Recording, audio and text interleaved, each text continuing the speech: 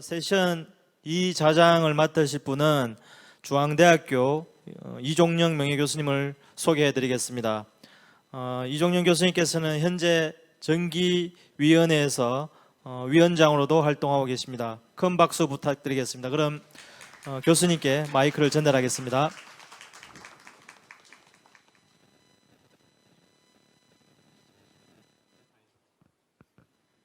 예, 방금 소개받은 이종영입니다. 오늘 지능형 로봇, 첨단 로봇에 대한 좋은 주제 발표를 세 분이 해주셨고요. 지금 시간은 이제 여기에 기초해서 종합 토론을 하는 시간입니다. 토론의 순서는 원래 이제 프로그램에 나와 있는 순서대로 하도록 하겠습니다. 그래서 저를 중심으로 해서 맨 우측에 앉으신 문상미 팀장님이 먼저 토론을 해주시겠고요. 제가 문상미 팀장님은 오래전부터 좀 알고 있었는데 지금 어느 날 갑자기 보니까 고등기술연구원 기술정책팀장으로 돼 있더라고요. 저는 이제 로봇산업진흥원에서 연구원으로 계시는 줄 알았는데 여기로 옮기신 것 같습니다. 보다 더 로봇에 대한 고등기술을 접목하려고 하지 않았나 이 생각합니다. 예, 문상미 팀장님 부탁드립니다. 네, 안녕하세요. 소개받은 고등기술연구원 기술정책센터 문상민 팀장이라고 합니다. 먼저 배우성 연구원님 발제 잘 들었고요. 협동로봇 규제 이슈가 사실은 협동로봇을 어디에 포함시켜야 하는 것인지, 어디에 소속시켜야 하는 것인지에서 사실은 모든 문제가 시작된다고 보는데요. 제가 이전에 로봇산업진흥원에 있거나 할 때 이제 규제를 계속 다루면서 느꼈던 것은 신기술이 접목된 제품이 나왔을 때 얘를 어디에 사실 포함시켜서 이걸 이제 규제를 하느냐가 사실은 첫 번째 문제이고, 그리고 모든 거의 서비스 분야의 새로운 기술이 접목된 로봇 제품은 기준이 없는 게 규제였습니다. 그러니까 어떤 것을 규제할지가 모호해서 시장에 내보낼 수 없는 게 규제로 작용했던 게 굉장히 컸고요. 그래서 저희가 처음에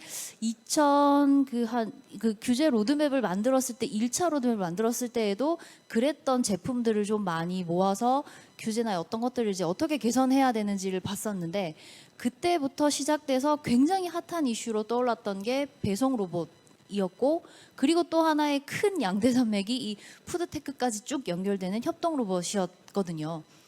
협동 로봇은 말씀하신 것처럼 도산에서 아까 잘 말씀해 주셨는데, 처음에는 산업용 로봇이었다가 기술이 발전이 되면서 이게 사람이 함께 써야 되는 상황이 온 겁니다. 그냥 그런 상황이 왔는데 법은 바뀔 수가 없는 여러 가지 이슈가 있었기 때문에 얘를 계속 산업용 로봇으로 볼 수밖에 없었던 거였고, 지금 올해 아마 7월 기준으로 산업용 로봇이 이동식, 고정식 산업용 로봇에 대한 안전 가이드는 고용부가 발표를 하신 걸로 알고 있어요. 그래서 그걸 준용해서 자기적합성 선언을 하면 된다라고 얘기를 하지만, 실질적으로 이 작업장에서 어떤 문제가 발생했을 때 이걸 도대체 누가 그래서 결국에는 책임을 질 것인지, 그거에 대한 문제가 사실 명확하지 않기 때문에 시장을 아무리 많이 열려고 해도 사실 사용자의 입장에서는 우리 업장에서 치킨을 좀 더 많이 빨리 효율적으로 튀기기 위해서 로봇을 데려다 놨는데 얘가 움직이다가 사람을 쳤어요 라고 했을 때에는 그러면 내가 이거 다 책임져야 되는 건가? 그렇다면 협동 로봇을 내가 정말 사업장에다가 넣고 무인화를 하는 게 맞는 건가? 사실은 그 이슈로 가는 거고, 이게 법을 들고 있는 사실 부처의 관점에서 보게 되면은 그럼 이게 산업부가 책임져야 되는 제조물인 거야? 아니면 고용부가 책임져야 되는 작업장 안전인 거야? 라는 이슈로 가게 되는 거거든요. 그래서 얘를 산업용 로봇으로 계속해서 보게 된다면 지금까지의 고정식, 이동식 제조 현장에서 쓰이는 문제는 어느 정도 해결할 수 있을 거라고 보여집니다. 그런데 이게 이제 지능형 로봇의 범주로 들어가서 그냥 자동으로 센싱하고 인징하고 이게 작동을 하게 되는 문제가 영역까지 가게 되면은 대표적으로 지금은 푸드테크 영역일 거고요. 나중에 더 로봇이 사실은 경제성을 가지는 분야는 결국에는 이제 집 개인의 영역으로 들어가는 수밖에 없거든요. 그렇게 됐을 때 홈케어 로봇에 이런 팔 같은 게 부착되어 있는 경우까지는 어떤 법으로 커버를 할 거냐. 그 문제는 굉장히 생각해 봐야 되는 이슈인 것 같고, 그렇다고 해서 지금 제품의 표준을 논할 단계도 아닌 상태에서 이걸 먼저 법적으로 범위를 규정해 놓으면 그 명확한 기준 자체가 또 규제가 되기 때문에 굉장히 조심스럽게 접근을 해야 되는 부분인 건 명확한 것 같고요. 그래서 여러 번 제가 뭐 연구원님하고는 말씀을 좀 나누고 했지만 이 협동 로봇을 지능형 로봇으로 보는 거는 저는 무리가 없다고 봅니다. 그런데 지능형 로봇이 사실은 지금 현행 법상에서 어떤 뭐 법이나 이 협동 로봇을 이렇게 뭔가 지능을 하기 위해서 그 규제를 하기 위해서 케어를 할 수 있는 부분은 사실 많이 없거든요. 그래서 이거를 어떤 식으로 이 법을 개선해 나가는 게 옳은 건지 이제 그런 부분은 많은 가능성을 열어놓고 이 산학연이 같이 좀 많은 논의를 하면서 방향을 잡아가는 게 정말 필요한 시점이지 않을까라는 생각을 해봤습니다. 감사합니다. 예, 문상미 팀장님께서 뭐 실제 여러 가지 경험을 많이 하셔가지고 이 문제에 대해서 뭐 잘 짚어주셨습니다. 새로운 기술이 나오면은 기존에 있는 여러 가지 법 제도를 가지고 힘든 게 상당히 많고 또 이제 전체적으로 보면은 법률, 대통령령, 그다음 부령, 고시 이렇게 내려오면은 법률에서는 분명히 규제의 대상, 인정을 받게 한다든지 뭐 허가를 받게 한다든지 또는 인가를 받게 한다 이렇게 규정이 되어 있는데 받으려 하면은 뒤에 고시단에 가면은 규정이 없어요 이게. 이래가지고 결국은 법률은 돼 있고 뭐 기술 기준이라 이런 것은 마련돼 있지 않아가지고 뭐 결국 제품화되지 않는 것이 상당히 비일비재한 겁니다. 이게 우리 기술 규제가 극복해야 될 중요한 과제 아닌가 생각합니다. 좋은 토론 감사드리겠습니다. 다음은 로봇산업협회 기반 핵심 본부장으로 계시는 서준호 본부장님 부탁드립니다. 예, 안녕하십니까. 저는 한국로봇산업협회에서 기반혁신본부를 맡고 있는 서준호입니다. 뭐 협동로봇 관련해서는 앞에 뭐 발표 때도 많이 말씀해주시고 또 앞전에서도 말씀을 많이 주셨기 때문에 저는 이제 좀 여기에 이제 그 이동식 협동로봇에 대해서 좀 포커싱을 해서 말씀을 드리겠습니다. 그래서 협동로봇 자체도 뭐 아까 두산에서도 발표하시겠지만 여러 가지 뭐 적용 사례들이 있는데 여기 어떤 모드로 사용을 하냐에 따라서 대응 방법이 다 다릅니다. 그래서 예를 들어서 뭐 사람하고 이제 그 영역을 나눠서 서로 겹치질 않는다든가 아니면은 그 사람이 이제 로봇에 다가올 때 미리 속도 조절을 하든 멈춰서 부딪힐 위험이 없게 만든다든가 그런 것들은 사실상 상대적으로 좀 대응이 용이한 편인데요. 상대적으로 이제 사람이 부딪힐 거를 이제 예측하면서 그 ISO 기준에도 이제 그렇게 각 신체 부위에서 충돌했을 때 어느 정도의 그 충격량이 이하로 돼야 된다는 기준들이 있습니다. 그래서 그런 모드로 이제 아까 말씀하셨듯이 대부분 저희가 공간이 좁고 하기 때문에 영역을 설정하고 센서를 설치하기에는 제한적인 요소들이 있어서 대부분 그렇게 이제 사람들하고 부딪힐 거를 감안해서라도 공간을 확보하고 싶어 하거든요. 근데 그런 경우에는 또 그거에 맞는 테스트를 해야 되고 또 시뮬레이션을 해야 되고 이런 부가적인 일들이 많이 좀 있는 상황입니다. 근데 이제 이게 고정형일 때도 그런 문제가 있는데 이게 이제 바퀴가 달려서 이동형이 되게 되면은 사실상으로 어느 정도 이제 이동하는 상태에서 움직인다 그러면 그런 충돌을 감안하기 때문에 그런 그 좀 더 어려운 상황에 있다고 좀 보시면 될 것 같고요. 그래서 이제 이런 거에 대해서 저희도 이제 그 안전보건공단이나 계속 그 연구도 하고 저희도 제안도 하고 하면서 아까 앞에서도 말씀드렸지만 이제 23년도 7월에 그 안전 가이드를 발표를 했습니다. 안전보건공단에서. 그래서 거기에는 이제 고정식하고 이동식에 대해서 어떤 충돌 보호 조치를 하는 방법이라든가 아니면 사례들 그리고 점검 체크리스트 이런 것들을 그 발표를 하면서 이게 이제 그 전에는 어떤 인증 기관을 통해서만 이제 인증을 받아야 됐다 하면은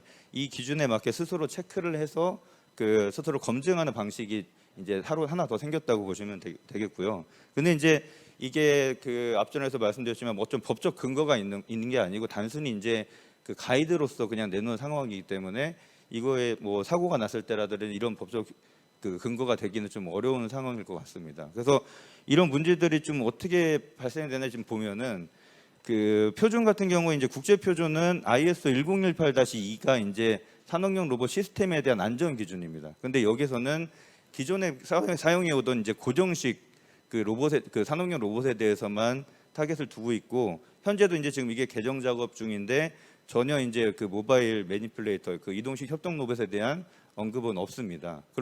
근데 이제 저희 국내법에서는 223조에 어떻게 보면 그 밑에 담아낸 단서 조항에는 국제 기준이나 이제 그 한국 산업 표준에 근거하면은 그러지 아니할 수 있다는 근거가 있는데 이 근거가 될 수 있는 국제 표준에도 사실상은 이런 이동식 협동 로봇에 대한 근거가 없는 거죠. 고정식에 대해 맞춰져 있으니까요. 그래서 이제 이런 문제를 미국 같은 경우는 지금 미리 파악을 해서 리아 이제 자체 미국 표준으로 그 모바일 매니플레이터 타입을 하고 이제 이동 중에도 움직일 수 있는 그런 기준들을 담고 있습니다. 그래서 이 기준을 ISO화 하려고 이제 좀 추진 중인 단계고요. 그러면은 저희는 이제 ISO 표준이라는 게 만들어지려면 합의가 필요하기 때문에 유럽 등이나 이제 기존 기준들하고 이제 합의를 해야 되기 때문에 아무래도 1년이 걸릴지 2년 이상 걸리는 시간이 있을 동안 그럼 언제 이 이동식 협동 로봇에 대한 그런 그 법에 나와 있는 국제적 통용되는 근거를 어디에 기준으로 둘 것이냐 이런 문제들이 좀 있는 편입니다. 그래서 미국이나 이런 데들은 어쨌든 그 법 자체가 그 사용자가 제조자가 스스로 위험성 평가를 로봇이라는 게 다양한 환경에 쓰이고 서비스 환경에도 쓰이기 때문에 같은 로봇을 쓰더라도 상당히 그 환경이나 쓰는 사람에 따라서 다른 위험도를 갖고 있습니다. 그래서 미국이나 선진국 같은 경우는 어쨌든 스스로 이제 위험성 평가를 최대한 하고 감소 조치를 해서 그 우리 것들이 안전하다고 서로 입증이 되면은 이제 사용하고 대신에 이제 사고가 났을 때는 그거에 대한 책임을 강하게 묻는 형태이기 때문에 그런 규제가 없어도 이제 그런 것들을 이제 쓸 수 있는 상황인 반면에 저희는 어떤 근거가 없는 상황에서는 이런 국제 기준이나 아주 로봇 쪽 이런 기준들이 많이 없거든요. 그래서 그런 상황이 있어서 뭔가 좀 저희 나라도 좀 그런 어떤 그 위험성 안전 관련해서는 그렇게 위험성 평가를 그 기반으로 해서 국제 표준에 나오는 12,100 표준이라든가 이런 걸 근거로 해서 위험성 평가를 스스로 하고 뭔가 그런 새로운 서비스를 만들었을 때 규제에 부딪히지 않고 이제 좀 산업을 키워갈 수 있는 그런 부분들이 좀 로봇이나 이런 신산업 쪽에서는 좀 별도로 좀 가져가야 될 필요가 있지 않나 뭐 이런 좀 사견을 좀 말씀드려보겠습니다. 예, 감사합니다. 예, 서준호 본부장님은 뭐 산업협회에 있으니까 이제 어떻게 보면 협회를 대변해서 여러 가지 발생되는 문제점에 대해서 언급한 것 같아요. 그 국제 표준이든 국내 표준이든 뭐 기술 기준이든 이런 것이 보면은 아무래도 기술이 발전보다도 조금 늦게 가기 때문에 시간이 좀 상당히 이제 많이 걸려서 결국은 사업자가 사업하기 힘드는 그런 상황을 우리가 어떻게 극복해야 될까라고 하는 것은 사실 이게 지나한 과제입니다. 수없이 많은 사람들이 노력을 했는데 아직까지 해결이 안 됐고 또 사실 이런 것 때문에 기본적으로 자기가 만들어 놓은 제품이 사고가 난다라고 하면 책임을 져야 되니까 최소한 또 뭐 행사 책임, 행위 책임은 안 진다 하더라도 민사적인 책임 뭐 이런 것은 자기가 져야 되는 그런 문제라서 어느 정도 안전장치는 법률적으로 체계하는 데 있다. 근데 이제 뭐 아까 이야기했지만은 법률과 그 시간에 서로 이렇게 미스매치가 발생되는 이제 그런 문제 때문에 제조하고도 판매도 아예 못하게 하는 이제 그런 상황을 좀 어떻게 극복해야 되지 않는가 싶습니다. 예, 다음은 우리 순천향대학교 법학과의 김상태 교수입니다. 김상태 교수님은 아주 이게 뭐 준비를 많이 해오셨어요. 그래서 너무 많이 이건 같아서 한 10분 안에 좀 축색을 해가지고 해주시죠. 예, 알겠습니다. 방금 소개받은 순천향대학교 김상태입니다. 저는 법학 전공을 하다 보니까 약간 법학 시각에서 제가 좀 말씀을 드리려고 하는데요.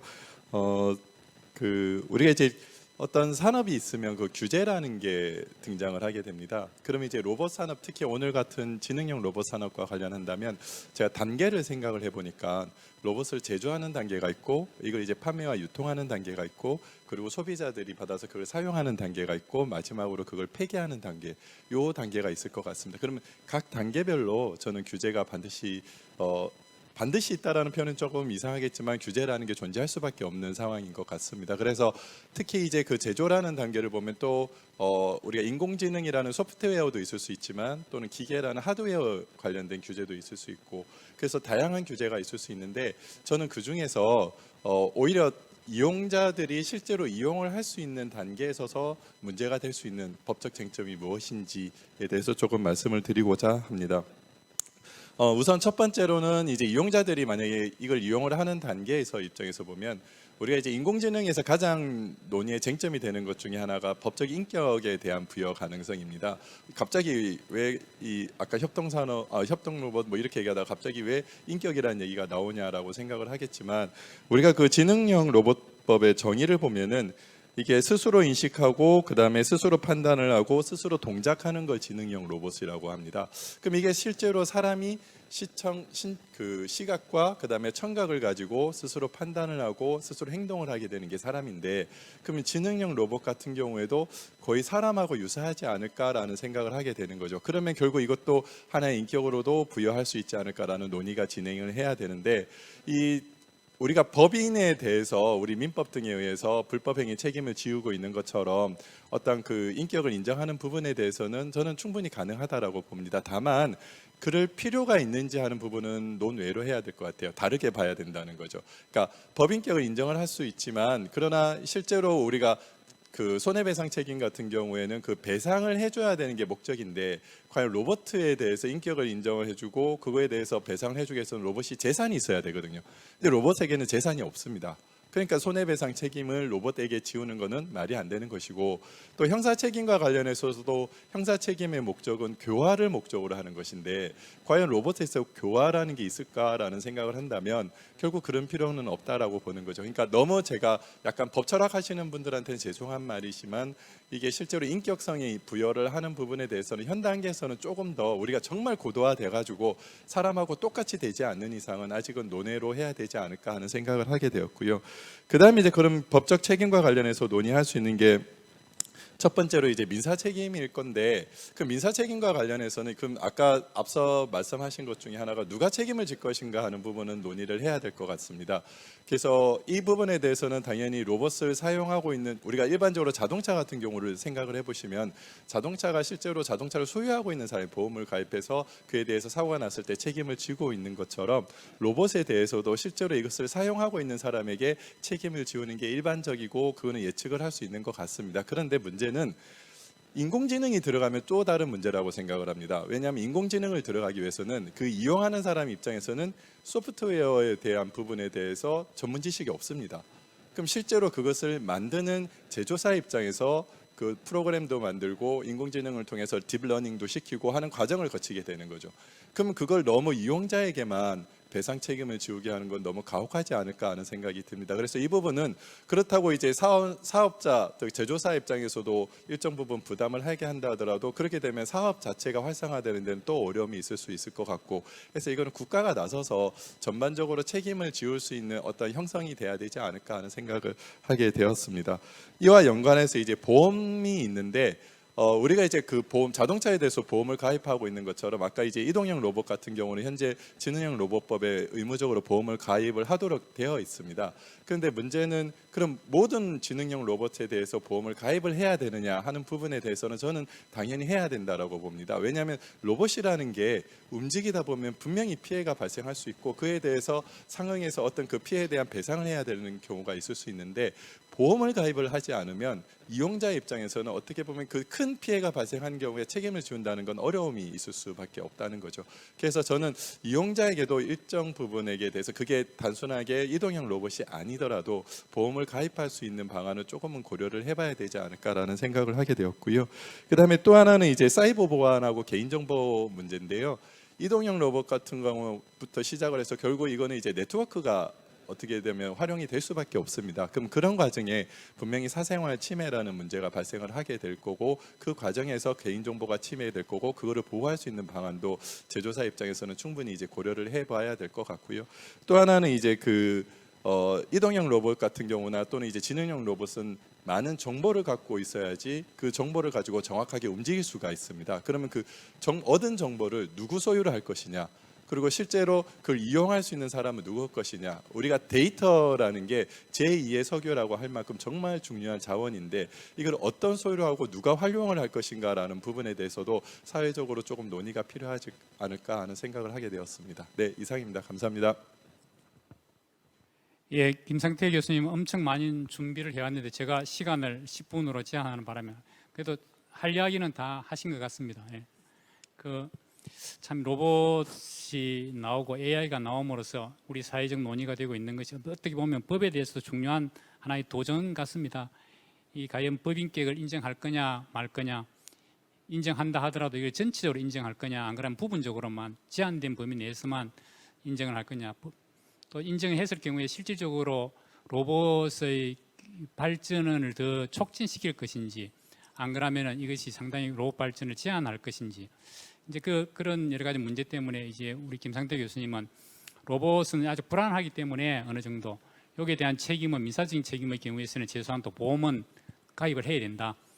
뭐 모든 로봇이 다 보험을 가입해야 되느냐라고 하는 것은 논외로 하고, 일단 보험을 가지고 책임을 지우는 것이 좋겠다라고 하고, 그때 추가적으로 이제 로봇 자체가 여러 가지 정보를 수집하고 이렇게 하기 때문에 그 개인정보 보호라든지 사이버 보안에 대해서 아주 언급을 해주셨습니다. 시간을 맞춰주셔서 정말 감사를 드립니다. 예, 다음 이동진 교수님. 예. 네, 마이크 잘 되네요. 저는 사실 뭐 AI는 조금 공부해 본 적인데 로봇이라는 제목으로 뭘 해본 적이 별로 없어가지고 오늘 많이 배웠습니다.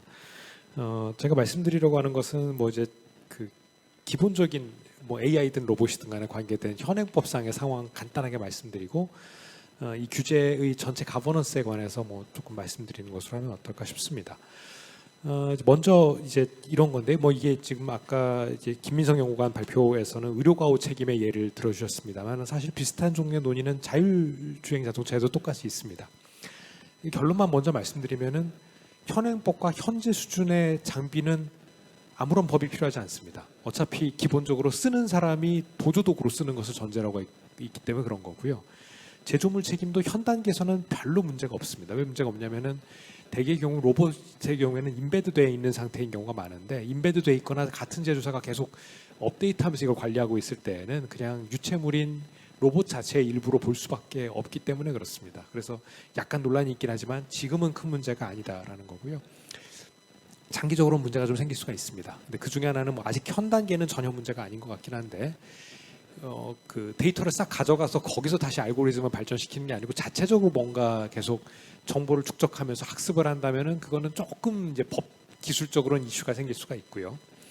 그걸 떠나서 이제 모든 종류의 로봇이 그러한데, 그 오퍼레이터가 하는 역할이 0에 가깝게 자꾸 축소가 되면 축소가 될수록 더 이상 오퍼레이터한테 책임을 지우는 게 좀 이상해지기 시작합니다. 그렇게 되면 이제 모든 책임이 다 제조사한테 넘어가는 거냐 하는 이슈가 있는데요. 그거는 지금 단계에서 논의하기 쉽지가 않습니다. 예를 들면 자동차 같으면 그건 미래의 교통 서비스가 어떻게 구축되느냐하고 매우 밀접한 관련을 갖습니다. 그러니까 그 틀이 통째로 바뀌게 되면은 어차피 이 문제는 그 안에서 이제 흡수돼서 작동하게 될 가능성이 높은 거죠. 예를 들어 지금 오늘 설명해 주셨던 협동로봇 같은 경우에도 커스터마이즈가 충분히 돼서 운영하는 회사 쪽에 포션이 상당 부분 있게 된다면 여전히 운영하는 회사 쪽에서 뭐 일정 부분 책임을 가져갈 수가 있게 되는데, 그에 비해서 이제 임플먼트만 해주고 사실상 로봇을 매니지하는 것은 제조사 측이 된다. 그럼 얘기가 또 좀 달라질 수가 있는 거죠. 그래서 이런 것들은 앞으로 많은 논의가 필요한데 나타나기 전에 논의하기에는 상당히 한계가 있다. 결국 그 시대의 이제 산업 모델이 어떻게 돌아가는지를 보면서 미리 준비는 하되 그때 가서 논의할 수밖에 없을 거다라는 생각이 들고요. 이제 또 다른 하나는 뭐 AI가 됐든 로봇이 됐든 간에 이런 첨단 기술들을 어떻게 규제할 것이냐 하는 문제가 있습니다. 이 문제에 관해서는 저는 뭐 로봇은 잘 알지는 못합니다만은 이게 이제 기존에 한 20년간에 벌어졌던 일들을 잘 생각해 보면 사실 특징적인 것 중에 하나가 다 합쳐지고 있다는 거거든요. 다 기술이 합쳐지고 융합이 되고 경계가 자꾸 유월이 되면서 전통적인 카테고리가 잘 안 맞아 들어가는 게 많다라는 건데요. 이거 제일 잘하는 나라들이 보통 하는 틀이 뭐 AI가 전형적으로 씁니다. 어떤 거냐면 그걸 어느 한 곳에다 억지로 우겨넣고 규제를 만드는 것부터 시작하기보다는 그 전부를 다 통째로 해서 이게 어딘가에서 막혀서 잘 안 돌아가지 않게끔 가버넌스를 만들고 연구를 하면서 당분간은 따라하면서 지켜보겠다라는 태도들을 좀 갖고 있습니다. 미국이 전형적으로 AI에 대해서 그런 태도를 갖고 있고, 보면 그래서 각 규제부처가 그 가이드하에서 자기 것의 리포트를 만들어내고 가이드라인을 만들어내고, 그래서 협업해서 일이 돌아가게 만들도록 하는 이제 중앙에 뭐 이제 그 컨트롤 타워 같은 게 있긴 있습니다만, 그렇다고 한 곳에다 이걸 우겨넣지는 않는다 뭐 이런 거죠. 그런 관점에서 보면은 역시 좀 그 점을 주의할 필요가 있다. 그 법을 하는 사람이 이런 얘기하는 게 그런데 막상 규제가 후다닥 들어왔던 와서 꼭 좋지는 않은 경우도 꽤 많이 있지 않나 하는 것이고요. 오늘 말씀해 주신 협동 로봇도 그런 것 같습니다. 말씀하신 영역을 생각해 보면 당장 시장에선 큰 문제가 없지만 길게 보면 이게 과연 산업안전보건법 하위 규정에서 다룰 만한 문제인가에 대해서는 조금 의문이 있고요. 그런 과정에서 조금 더 길게 보면 이것을 다루기 위해서 이 조금 전에도 설명해 주셨던 것 같은데 아직 그 단계까지 가기도 전부터 규제를 먼저 만드는 것이 우리가 먼저 할 일일까? 오히려 그 규제를 어떤 식으로 지금 있는 것들 틀 안에서 운용하는 게 적절한지를 조율할 수 있는 데가 더 필요한 것은 아닐까라는 생각을 해봅니다. 네, 이상입니다. 예, 이동진 교수님, 지금 현재 새로운 기술이 나와서 특히 이제 첨단 로봇이다라고 하는 것은 지금 새로운 기술인데 이런 기술을 갖고 있는 당연히 위험성이 있으니까 이러한 리스크를 사전에 예방하기 위해서 규제를 먼저 만들어야 되는지 안 그러면은 일단 지켜보고 거기에 대해서 어떻게 할 것인가라는 하나의 거부론서는 여러 가지 이제 사업자들, 정부 또는 이제 제조자 이렇게 모여서 적합한 방안을 채택하는 거. 이 중에서 우리 이동진 교수님께서는 거부론서를 먼저 만들어서 한번 지켜보자. 아직까지 사고가 안 났으니까. 예, 그래서 어느 정도 행성이 되면은 그때 규제하는 게 좋지 않느냐. 또 이제 규제의 방법도 조금 더 기다려보는 게 좋겠다라고 하는 쪽으로 이야기해 주셨습니다. 예, 다음은 이제 법제연구원의 차현숙 박사님. 네, 안녕하십니까. 방금 소개받은 한국법제연구원의 차현숙이라고 합니다. 다 너무 전문가신데 저만 약간 더 너무 비전문가가 앉아 있는 거 아닌가. 저는 법제에 대해서는 계속 연구를 하고 있지만 사실 로봇에 대해서는 이번에 포럼 준비하면서 저희 이제 센터 일원으로서 공부를 좀 했고요. 고민을 좀 많이 했습니다. 토론을 하게 되었는데 무슨 이야기를 해야 되나 이런 고민을 굉장히 많이 했는데 엄마하고 이런 이야기를 좀 했었습니다. 엄마 요즘엔 로봇이 이런 것도 하고 저런 것도 한대. 떡볶이도 만들고 치킨도 로봇이 만들고 이렇게 엄마한테 얘기를 했더니 엄마 그럼 이제 앞으로 로봇이 할 수 없는 일은 뭐가 있을까 이런 이야기를 좀 엄마랑 나눠봤습니다. 아직까지 깻잎은 못 따는 것 같더라 엄마가 그런 이야기를 하시더라고요. 그래서 농사를 짓는 스마트 농업에서도 여러 가지 그 로봇들이 활용이 되고 있지만 이렇게 명확하게 또 인지해가지고 해야 되는 그런 세밀한 작업은 아직 못해서 여전히 인간이 할 수 있는 일이 남아 있는 거 아닌가라는 생각을 해봤습니다. 그래서 오늘 이제 세 분이 굉장히 좋은 발표를 해주셨고 저도 그 발표를 들으면서 굉장히 많이 배웠습니다. 그래서 발표를 통해서 좀 생각을 해볼 수 있는 맨 처음에 공통된 출발점은 로봇하고 인간이 어떻게 관계를 지어야 하는가라고 하는 것에 있다라고 생각이 들었습니다. 그래서 인간이 할 수 없거나 혹은 인간이 하기 싫어하고 또 너무 힘든 그런 일들을 로봇들이 이제 대체하는 다양한 여러 가지 형태가 나타나고 있다라고 보여지고요. 특히 최근에 챗GPT가 등장하면서 제가 어릴 적 봤던 로봇이 인간을 지배하는 이런 세상이 곧 오는 것인가? 이런 고민도 좀 잠깐 하게 됐습니다. 너무 똑똑하더라고요. 대답도 잘하고. 그래서 그런 고민 아닌 고민을 해보았고 이러한 고민의 출발이 이제 여전히 로봇과 인간의 관계를 살펴볼 때 로봇이 인간과 함께 가는 것인가 아니면 로봇이 인간과 대결하는 것인가 라는 그런 문제에 있다라고 생각을 해봤습니다. 그래서 오늘 발표에서의 로봇들은 인간과 함께 하면서 인간의 어려움을 덜어주는 역할을 하는 것으로 보여집니다. 그래서 이런 관계 설정이 계속 유지됐으면 좋겠다라는 생각을 해보았고요. 민사법적 책임에 대해서 우리 첫 번째 발표에서 여러 가지 이제 그 발표 내용들을 설명을 해주셨는데 가장 중요한 요소는 이제 뒤로 갈수록 이제 알고리즘에 관한 것, AI 로봇이 등장하면서 알고리즘에 관한 것이 굉장히 중요하다라는 생각을 하게 되었고 그 발표를 보면서 그 로봇이 인공지능하고 결합을 하게 되면 이제 생성형 인공지능의 등장으로 인해서 대두되는 내용의 조작이라든가 오류, 안정성 등의 문제, 인공지능을 활용한 담합, 경쟁 이런 문제들로 소비자 권익의 침해나 시장 질서 왜곡 같은 여러 가지 문제가 나타날 수 있다. 라고 하는 것은 이제 좀 보여지고 있는 것 같습니다. 그리고 우리 이 발전의 속도라는 게 우리가 생각하는 것보다 훨씬 더 빠르게 진행되고 있다는 그런 점에서 위험을 예측하는 게 좀 어렵지 않은가라는 생각도 좀 들었고요. 이러한 문제에 대해서 이제 발표자께서 여러 가지 질문과 판례를 가지고 설명을 하셨습니다. 그래서 그런 것들을 이제 기반으로 살펴볼 때 인공지능의 특성상 제조물 책임과 관련해서 많은 문제가 발생할 수 있을 있을 소지가 있다라는 생각이 되고 인공지능이 학습을 통해서 독자적으로 의사결정을 하게 되고 그 과정에서 인간의 의사가 개입되지 않게 된다면 더 문제가 발생한 사례도 이제 그렇게 되지 않아서 더 문제가 발생한 사례도 등장하고 있어서 여러 가지 이제 알고리즘에 대한 의사결정이 공정하고 공평하게 이루어질 수 있도록 하게 그 감시하거나 보고하는 방향으로 이제 미국에서도 여러 가지 조치가 이루어지고 있다라고 설명을 하셨고 그러한 의사결정에 따른 법적 책임은 인공지능을 사용, 관리, 감독하여 하는 의무자에게 있다라고 이제 발표에서 결론을 내리셨는데 저는 전적으로 동의를 합니다. 그렇지만 알고리즘이 그런 중요한 영업의 자산으로 분류될 수밖에 없기 때문에 그런 인공지능 분야에 있어서 어떤 방식으로 알고리즘의 투명성을 확보할 수 있을 것인지는 그럼에도 불구하고 여전히 의문으로 남을 수밖에 없는 것 같습니다. 그래서 인공지능 로봇이 학습을 통해서 독자적인 의사결정을 반복하게 되고 그게 또 발전을 거듭하고 그로 인해서 조만간 로봇과 인간이 책임을 다투어야 하는 상황이 오지 않을까.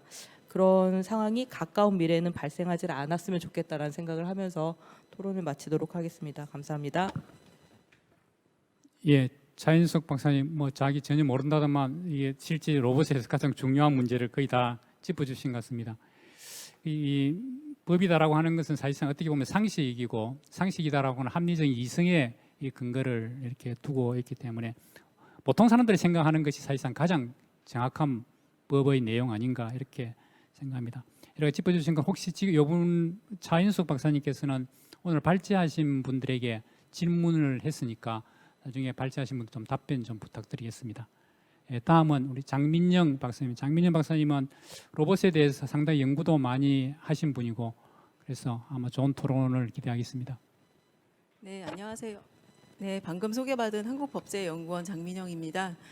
첨단 지능형 로봇이 우리 일상에 하루가 다르게 가깝게 다가옴에도 불구하고 관련해서 법제적 논의가 의외로 풍성하지 않은 상황에서 각 분야 전문가분들을 모시고 고견을 들을 수 있는 뜻깊은 자리에 함께할 수 있게 된 점 영광입니다. 우선 자료집에 포함된 토론문은 첫 번째 발표문인 인공지능 로봇과 연계하여 킬러 로봇과 관련된 사항을 소개하였습니다. 인공지능 로봇 중에서 또 다른 대표 유형이면서도 최근 우크라이나 상황으로 뜨거운 감자로 떠오르고 있는 것이 바로 킬러 로봇이라고 할 수 있겠는데요. 발표자님께서 말씀하신 민사법적 책임과 더불어 국가 배상과 같은 공법적 문제, 그리고 더 나아가서 국가 책임과 같은 국제법적 문제까지 아우르는 논의가 필요한 상황입니다. 특히 킬러 로봇에 대한 규제 차원에서의 논의는 국제조약 성안까지 치열하게 논의가 되고 있는 시점입니다. 대한민국의 경우에는 킬러 로봇 산업에서 다섯 번째 안에 드는 이해관계국임에도 불구하고 국내에서는 법제적 논의와 대응이 희박해서 화두를 던지는 차원에서 자료집에 수록하게 되었습니다. 다만 해당 자료는 좀 참고 부탁드리고요. 토론은 이번 포럼의 발표문과 연계해서 질의를 한두 가지 드리는 것으로 대체를 하고자 합니다. 먼저 첫 번째 발제 관련해서 인공지능 로봇의 민사법적 책임과 관련해서 미국에서의 논의를 다양한 판례 등을 통해서 깊이 있게 말씀하여 주셔서 많은 공부가 되었습니다. 특히 저희 연구원 같은 경우에는 공법적인 연구를 좀 많이 수행하다 보니까 이런 민사법적인 연구에 대한 부분들을 많이 접하지 못하고 있는데 그런 발표를 듣고선 많이 궁금한 재미도 있었고 또 궁금한 점들이 많이 생겨서 한두 가지 여쭤보고자 합니다. 우선 발제자님께서는 인공지능 로봇에서 민사적 책임과 관련한 여러 이슈를 말씀을 주셨습니다.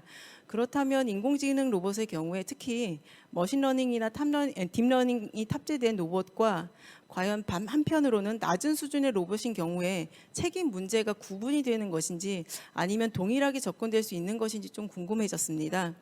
만약에 구분되는 경우라면 어떠한 기준에서 구분이 될 수 있는지 그리고 어떠한 점이 다른지 조금 더 설명해 주신다면 이런 책임 문제에 대해서 조금 더 이해를 할 수 있을 것 같습니다. 특히 관련해서 이제 판례를 언급해 주셨는데 예전에 조금 그 기존의 의료기기라든가 아니면 낮은 단계의 의료 로봇과 관련되는 그런 판례와 연결되는 그런 부분들도 있는 것 같습니다. 그렇다면 과연 이런 어떤 최신의 어떤 인공지능 로봇에 대한 책임 문제도 기존의 논의 범주에서는 크게 달라지지 않는 그런 형태인 것인가라는 궁금한 점도 좀 들었습니다. 또 다음으로는 이와 연계해서 민사 책임에 있어서 의료용 로봇의 경우에 여타의 로봇보다 인간, 특히 활용자에게 특히 엄격한 기준을 둘 수 있는지도 궁금합니다. 의료 분야의 경우에는 의료진의 고도의 전문성이 기반이 되기 때문에 인공지능이 장착된 로봇이라도 이러한 역량을 상회하거나 또는 컨트롤하는 인간의 책임을 요청할 수도 있겠다라는 그런 특성도 고려할 수 있을 것 같습니다. 하지만 인공지능 로봇이 조금 더 일상화되고 보편화되는 경우라면 활용자가 일반인으로 확대되는 때에 의료용 로봇과 같은 그런 고도의 수준으로 활용자에게 책임을 부담하게 하는 것이 과연 타당할지 의문인 것 같습니다. 이런 제가 궁금한 점이 들었는데 아마 방금 전에 이제 토론으로 참여해 주신 이 교수님께서 이런 부분과 좀 연계해서 말씀을 주신 부분도 연관이 있지 않은가 그런 생각은 좀 해보게 되었습니다. 또 한 가지 마지막으로 이제 미국에서의 법제와 판례를 이렇게 소개해 주셨는데 그렇다면 또 궁금한 점이 그럼 국내에서의 논의는 좀 어떤가, 논의 현황은 어떤가 그런 부분도 좀 궁금한 점이 있었습니다. 그래서 이런 부분도 간단하게 말씀을 주시면 큰 도움이 될 것 같습니다. 그리고 다음으로 협동 로봇과 관련해서 질문 한 가지 드리도록 하겠습니다. 협동 로봇의 경우에는 인간에게 다양한 방면에서 그리고 보편적으로 활성화되는 것이 중요하지만 그에 맞는 안전 기준이 마련되고 시행되는 토대에서 이루어져야 한다는 발제자님의 말씀에도 공감을 하면서 궁금한 점이 있어서 한 가지 여쭙고자 합니다. 발제자님께서는 발제문에서 협동 로봇에 비해서 지능형 로봇의 경우에 규제가 좀 완화된다고 말씀 주셨는데요. 조금 더 구체적으로 설명 주시면 이해하는 데 좀 도움이 될 것 같습니다. 지능형 로봇법인 경우에는 개별 로봇에 대한 어떤 규제 입법이라기보다는 지능을 위한 측면을 강조하다 보니까 규제보다는 지원과 관련된 사항들을 규율하고 있는 것으로 보입니다. 그렇다고 해서 지능형 로봇에 대해서 규제가 완화된다고 보다는 개별적인 여타의 입법을 통해서 규제되는 방식이 아닐까 합니다. 예컨대 의료용 로봇 같은 경우에도 지능형 로봇법에는 없지만 의료기기 관련 법률 등을 통해서 구체적인 기술 기준이나 안전 기준 등이 마련되어 있는 것으로 알고 있습니다. 이처럼 일반적으로 비교하는 것은 적절하지 않을 수 있겠지만 과연 의료용 로봇의 규제가 산업용 로봇이나 협동 로봇보다 낫다고 볼 수 있는지 좀 궁금한 생각이 들었습니다. 또 다른 한편으로는 협동 로봇의 경우에 규제 완화만이 방법인가라는 생각도 들었습니다. 하나의 예로 협동 방식의 무기 장착 로봇이 대중화되는 경우를 규제에서 완화를 해야 될 것인가라는 의문도 들었습니다. 예를 들면 작년 말에 미국 캘리포니아에서는 경찰 무기로 킬러 로봇을 도입하는 것을 실질적으로 채택한 적도 있습니다. 이러한 협동 로봇의 경우에는 피의자 또는 일반 시민에 대한 위험성을 강화를 한다면 좀 보다 강력한 규제가 마련되는 것이 오히려 원만한 활용을 가능하게 할 수 있는 그런 단초가 되지 않을까 생각이 들었습니다. 두서없이 말씀드렸는데요. 이상 토론을 마무리하도록 하겠습니다. 감사합니다. 예, 장민영 팀장님께서는 발표를 킬러 로봇에 해주는데 사실 저희들이 오늘 어떻게 보면은 그 세미나를 조금 더 풍부하게 해주지 않았나. 저희들은 이제 협동 로봇에만 제한해서 이야기를 했는데 더 넓혀서 뭐 킬러용 로봇, 전쟁용 로봇, 범죄용 로봇, 다시 말해서 인간에 해를 끼치는 로봇에 대해서는 어떻게 규제를 해야 될 것인가라고 하는 것도 상당히 저희들이 중요한 과제 같아요. 이게 로봇 또 이중 용도의 로봇.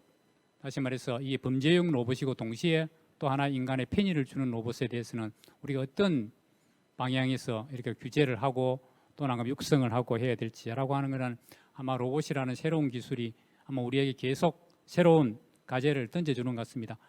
예, 장민윤 팀장님 감사드리고요. 다음은 이제 법제처에서 과장님 부탁드립니다. 네, 안녕하십니까. 법제처 규제법제혁신과장입니다. 이 포럼 이름이 이제 규제혁신 법제 포럼인데요. 저는 이제 규제법제혁신과장입니다. 초대해 주신 연구원에 감사드리고요. 김종천 센터장님께 감사드립니다. 사실 하는 일은 규제 혁신 법제 포럼에서 논의한 거랑 같은 고민을 저희가 하고 있습니다. 부서에서. 그래서 연구원에서는 사실 19년부터 이제 포럼을 진행해 오셨는데 저희는 조금 늦었지만 올해부터 해서 신기술 분야에 법제적인 대안이 어떤 게 있을까 이제 고민하고 법제 정비도 고민하고 이제 그런 일들을 하고 있습니다. 사실상 이제 인공지능을 포함해서 이제 기술은 굉장히 빨리 발전하고 있는데 우리 현행 행정법 체계나 민사법 체계가 그 신기술을 담지 못하고 있습니다. 그래서 저희가 이제 과거에는 7, 80년대에는 이제 법제가 국가 경제를 조금 견인했었다면 지금은 오히려 우리나라 법 체계가 신기술 발전에 장애가 되는 기술 발전을 방해하는 이제 그런 좀 아쉬운 현실에 저희가 직면해 있습니다. 그래서 저희 법제처에서도 이 분야에 굉장히 크게 관심을 가지고 이제 노력을 좀 많이 하고 있고요. 그리고 뭐 우스갯소리로 이제 어쨌든 인류의 진보는 이과생들이 이끌어 나간다. 그래서 저 같은 문과생들이 할 일은 이과생들이 원하는 것들을 최대한 들어드리는 게 우리의 역할이다. 이런 마인드로 일을 하고 있습니다. 몇 가지 이제 발제에 대한 질문과 좀 의견을 좀 드리려고 합니다. 먼저 첫 번째 발제와 관련해서는 그 발제자의 이제 미국 동양 발제 내용에 대해서 굉장히 이제 거의 대부분의 내용에 좀 공감을 하고요. 우리나라 제조물 책임법상 이제 제조물의 소프트웨어 자체가 포함이 되냐? 이 하드웨어와 결합된 소프트웨어 같은 경우에는 제조물로 인정함에 있어서 크게 무리는 없겠지만 인공지능 같은 경우에는 지능형 로봇 같은 경우는 소프트웨어가 자체적으로 계속 업데이트가 되고 그 소프트웨어를 전담해서 이제 개발하는 제조업자가 계속 늘어날 텐데 그 소프트웨어 자체가 제조물 책임법상 제조물 범위에 포섭될 수 있는지 거기에 대해서 미국 동향이 있는지 좀 궁금하고요. 그리고 두 번째로 이제 발제자께서 말씀하신 것처럼 미국에서 제조물 책임법상 결함이 인정받기가 어려울 것이다라는 거에 대해서 우리나라의 경우에도 마찬가지일 것이라고 생각을 합니다. 이 부분에 대해서도 미국에서 어떤 설계상의 인정 제조물의 결함 인정 범위나 이런 것들이 좀 기준이 세부적으로 논의되는 것들이 있는지 그리고 입증 책임이 이제 인공지능 기능이 복잡해질수록 입증 책임을 하기가 소비자가 하기가 어려워질 텐데 입증 책임 완화에 대한 논의가 미국에서 있는지 이런 것들이 좀 궁금하고요. 질문을 드리고 싶고요. 그리고 이제 협동 로봇 관련해서는 아까 이동진 교수님께서 말씀하신 뉘앙스랑 조금 비슷한데 제가 이제 국조실에서 하는 규제 샌드박스 TF에 계속 참여하는 이제 일원입니다. 이렇게 참여를 하다 보면은 새로운 신기술이나 비즈니스가 개발이 되면 우리나라 이제 기존의 법 체계, 인허가 체계로는 포섭이 안 되니까 지금 이제 실증 특례나 이제 임시 허가를 먼저 줍니다. 그래서 이제 2년 동안 해보시고 안정성 검증을 해보시고 안정성이 입증이 되면 이제 현행 법령에 포섭을 해야 되니까 제도 개선, 법령 정비가 들어가거든요. 안정성 검증하는 과정에서 아까 교수님 말씀하셨던 것처럼 책임보험 가입 의무가 발생을 하고요. 그래서 이제 충분히 안정성이 검증이 되면 이제 현행 인허가 체계로 이제 포섭을 시켜야 되는데 그 과정에서 이제 두 가지가 저는 핵심이 되는 것 같습니다. 첫 번째는 이제 기술 기준을 마련을 해야 되고요. 뭐 인증 기준이라고 표현을 할 수 있겠죠. 기술 기준을 마련을 해야 되고 과연 어느 업종에 포섭을 시킬 것인가 이제 두 가지가 좀 가장 큰 문제가 되는 경우를 많이 봤습니다. 그 과정에서 부처 간에 이 업종은 우리 부처의 업종이 아니다라고 이제 서로 조금 갈등이 있는 경우도 있었고요. 그래서 제가 좀 저희가 지금 국조실과 함께 계속 고민하고 있는 부분이 업종에 포섭을 시킬 때 아까 앞에서도 말씀하셨지만 현행 우리 인허가 업종의 그 규정 방식이 대부분 포지티브 방식입니다. 지능형 로봇도 마찬가지지만 지능형 로봇은 이러이러한 기준을 갖춘 로봇을 말한다라고 되어 있는데요.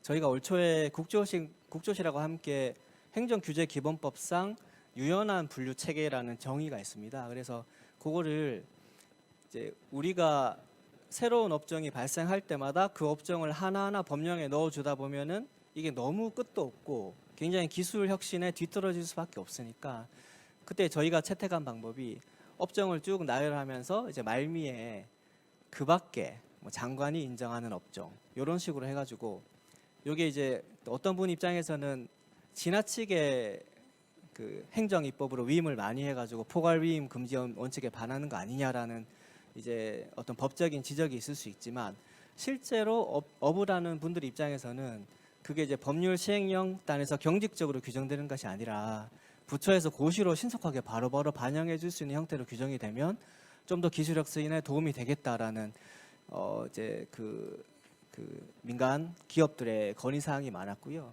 이제 그런 유연한 분류 방식이 하나의 대안이 될 수 있겠다라고 저희가 지금 고민을 하고 있고요.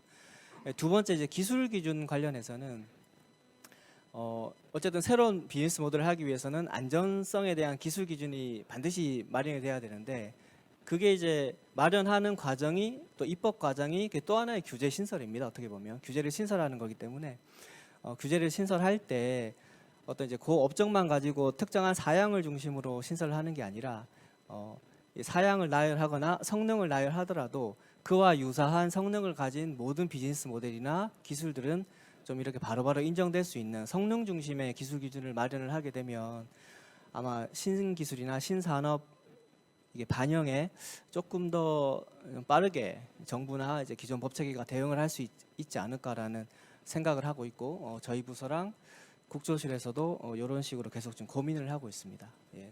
여기에 대해서도 우리 배호성 박사님의 조금 의견을 듣고 싶습니다. 네, 이상입니다.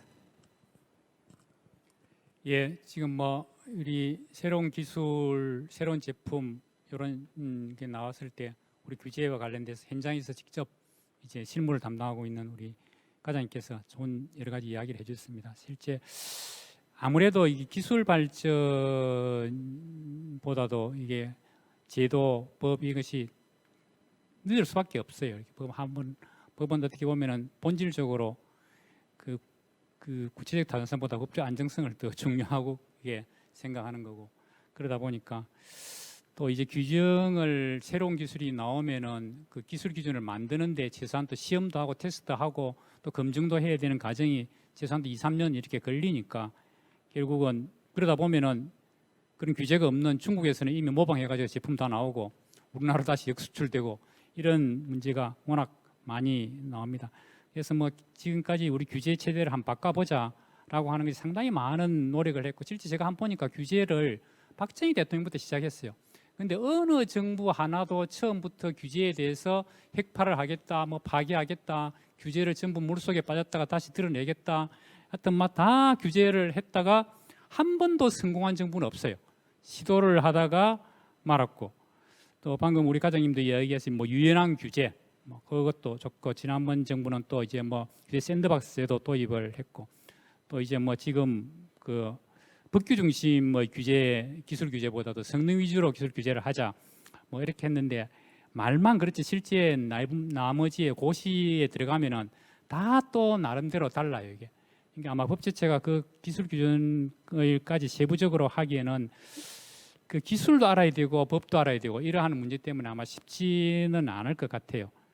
근데 처음 우리 과장님께서 이야기하신 것이 인류의 진보를 누가 시켰느냐, 이공계가 시켰느냐, 안 그러면 사회과학이 시켰느냐 여러 가지였는데 이 과장님은 그 법제처에 계시는데 이과에다가 손을 들어줬네요 이게.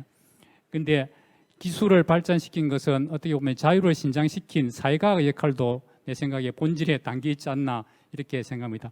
예, 마지막으로 우리 조홍환 과장님이 우리나라 로봇 분야에 대한 총괄을 하고 있습니다. 그러니까 뭐 정책을 다 추진하고 있는 조홍현 과장님 부탁드리겠습니다. 예, 방금 소개받은 산업부의 그 기계 로봇 항공과장입니다. 총괄은 아니고요. 제가 로봇법의 모법이 되는 지능형 로봇 보급 및 촉진법을 관할하는 과장이기 때문에 그런 소개를 받은 것 같습니다. 지능형 로봇법은 2008년도에 제정이 됐는데요. 이종현 교수님이 많은 작업을 해줬던 걸로 알고 있고 말 그대로 그때는 상당히 파격적인 걸로 기억합니다. 왜냐하면 지금 얘기하고 있는 AI 기반 로봇에 대한 정의를 그때 내렸습니다. 주변을 인지하고 상황을 판단해서 자율적으로 동작한다는 개념은 사실은 지금 우리가 논의하고 있는 AI 기반 로봇이라는 거라고 봅니다. 그 정의는 상당히 앞섰다고 보고요. 그리고 지능형 로봇법의 내용을 보면 주로 보급, 촉진에 대한 내용입니다. 규제는 제가 봤을 때는 없습니다. 근데 이제 로봇 총괄을 하고 그리고 로봇 산업이 진화를 하고 급격하게 발달을 하면서 결국은 로봇 사업화를 위한 어떤 어떤 지원에 대한 부분이 논의가 되다 보니까 규제 얘기가 나온 것 같습니다. 아까 거버넌스 얘기를 했는데 정부는 그래도 로봇 산업의 어떤 그동안의 어떤 그 신성장 동력이라든지 아니면 노동력에 대한 어떤 부족 현상 그리고 여러 가지 면으로 봐서 로봇 산업을 진흥하려고 하고 있는데요. 그 관련해 가지고 사업화를 막는 규제가 뭔지에 대해서 한번 일별해봤습니다. 올 3월에 여러 기관들과 함께 51개 규제 혁신 과제를 만들었는데 그 내용을 보면 사실 법령이나 뭐 이런 게 없어서가 아니라 이거에 대한 어떤 분류 어디에서 어떻게 규제에 대해 어떻게 기준을 마련해야 될지에 대한 부분이 되게 많았던 것 같습니다. 그 작업이 좀 오래된 것 같고 오래 걸렸던 것 같고 그 작업을 현재 추진하고 있는데 그 작업도 사실은 여간 쉽지 않은 게 지금 현 상황입니다. 일례로 그때 실외 이동 로봇에 대해서 규제를 실외 이동 로봇을 사업화하자는 내용에 대해서 관련된 부처가 지능형 로봇포가 갖고 있는 산업부와 그리고 도로교통법을 갖고 있던 국토부 정도가 얘기가 됐었는데요. 관련해서 논의 진행 상을 간단하게 말씀을 드리면 그거에 대한 어떤 상황을 좀 판단하시기 용이할 거로 봅니다. 실외 이동 로봇 관련해 가지고 사실은 해외 사례는 저는 없다고 봅니다. 물론 제가 법제화를 하면서 해외 사례 있다고 우겼지만 사실은 해외는 우리와 상황이 많이 틀립니다. 우리처럼 배달 문화가 뭐 발달한 나라도 아니고요. 그리고 두 번째로는 국민 정서가 좀 많이 틀립니다. 우리는 안전에 대한 수요가 상당히 높습니다. 그리고 세 번째는 우리가 기술력이 실외 이동 로봇에 대한 기술력이 그렇게 고사양을 원하는 건 아니지만 기술력이 높지 않습니다. 그런 상황에서 저희가 이걸 사업화하기 위해서 최소한의 안전장치를 두자. 어떻게 법에 책임 보험이라는 걸 두고 시행 고시에 안전 기준을 하자고 해가지고 이번에 추진하고 있습니다. 사실은 아까 법제적 과장이 말씀하셨던 것에 의하면 이런 사업화가 진행되려면 충분한 실증에 대한 특례를 하더라도 실증 기간이 필요하고 어느 정도 성숙했을 때 법령 제정하는 게 맞습니다. 근데 저희는 일단은 상당히 앞을 당겼습니다. 왜냐하면 사업자에 대한 요구도 있었지만 저희는 로봇 산업을 진흥하기 위해서는 규제나 어떤 성숙 과정보다는 일단 한번 해보자는 거에 의미를 둬서 올해 11월까지 그 관련된 안전 기준과 책임 보험에 대한 걸 만들 건데요. 사실 저는 우려의 목소리도 많이 듣고 있습니다. 이게 실외 이동 로봇은 도로 통행이 아닙니다. 어찌면 도로 통행을 한다면 피해 당사자는 뭐 차량이기 때문에 덜할 수 있지만 이 지능형 실외 이동 로봇은 보도를 통행합니다. 보도를 통행하다 보면 시민 그리고 어린이까지도 같이 맞닥뜨리는 경우가 있기 때문에 상당히 이거에 대한 예측을 하기 상당히 어려운 부분입니다. 하지만 진행을 하고 있는데요. 그 이유는 사실은 저희가 로봇 산업 진흥을 위해서 그리고 사업화를 위해서 진행하고 있다는 부분 때문이 아닐까 생각이 듭니다. 이 실외 이동 로봇에 대한 하위 법령을 개정하면서 느꼈던 부분이었는데 아까 차현숙 박사님도 말씀하신 것처럼 지능형 로봇법에 대한 방향성과 그리고 어떤 큰 틀을 만드는 거고 관련된 세세부의 어떤 내용은 아마 관련된 해당 법령에서 제시하는 게 낫지 않을까 하는 생각이 들었습니다. 물론 이번에 제정하게 되는 실외 이동 로봇에 대한 부분은 산업부, 국토부, 개보위 쪽에서 담당하고 있지만 앞으로 개정돼야 될 부분이 생긴다면 해당 법령에서 하는 게 낫지 않을까 생각이 들고요. 두 번째는 아까 유연한 법제라고 하셨나요? 사실은 저희도 법령에 특히 법령이라 하면 법률, 시행령, 시행규칙보다는 안전이라든지 기술 기준 같은 경우는 고시로 해서 약간 좀 유연화하는 방안이 필요하지 않을까 생각합니다. 그리고 사실은 이게 AI가 강화되고 로봇이 진화하면서 사실 사이버 보안, 개인정보에 대한 부분도 많이 나와서 이거에 대해서 법제화해야 되는 거 아니냐는 얘기가 많이 나오고 있습니다. 물론 AI 규범과 많이 틀린 부분이 있다. AI 로봇은 AI를 장착한 움직이는 로봇입니다. 움직이는 어떤 기계 장치이기 때문에 상당한 그 침해 소지가 많다고 봅니다. 개인적으로나 국가적으로. 그래서 사실은 현재 뭐 AI 규범 관련해 가지고 논의가 되고 있지만 지금 로봇 윤리도 되게 중요한 부분이라고 생각이 들고 그런 부분을 법제화하는 것보다는 로봇 윤리 가이드라인 같은 걸 제정해서 국민적으로 홍보하고 그거에 따라 가지고 좀 약간 그 로봇 산업과 어떤 국민의 어떤 공감대를 같이 그 키워 나가는 게 낫지 않을까 생각이 많이 들었습니다. 두서가 없었는데요. 제가 느끼는 거는 일단 거버넌스 관련해서는 범부처에서도 로봇 산업에 대한 진흥 의지가 상당히 많습니다. 하지만 이걸 사업화하는 과정에서 해당 부처, 뭐 아까 복지부, 뭐 고용부 여러 가지 있지만 이거에 대한 아직까지는 저항감이 있는 건 사실입니다. 하지만 그 촛발을 저희 정부가 떼고 있고요. 아마 관련해서 로봇 산업 육성 관련된 사업자 지원 관련해서는 계속 규제라고는 보지 않는데 사업화를 하기 위한 지원 방안들이 많이 나올 거라고 보고 필요 불가결한 규제가 있다면 필요 불가결한 규제에 대해서는 유연한 방향에서 마련할 거고 그거에 대한 국민적인 어떤 정서나 이런 신뢰는 윤리 헌장이라든지 아니면 로봇에 대한 어떤 친화적인 캠페인을 통해서도 충분히 법률에 상응하는 효과가 나지 않을까 생각을 합니다. 이상입니다. 예, 그 로봇 육성 또는 로봇 산업 진흥을 책임지고 있는 우리 정호환 과장님께서 여러 가지 뭐 현장에 대한 이야기, 그다음에 앞으로의 규제의 방향에 대해서 설명을 잘 해주셨습니다. 그 우리 지정 토론 8분은 지금 거의 다 하셨고요. 지정 토론하신 분 중에서 먼저 발표하신 분들에게 질문을 하신 사항도 있고 그래서 먼저 준비하신 거 있으면 좀 답변을 좀 해줄 기회를 드리겠습니다.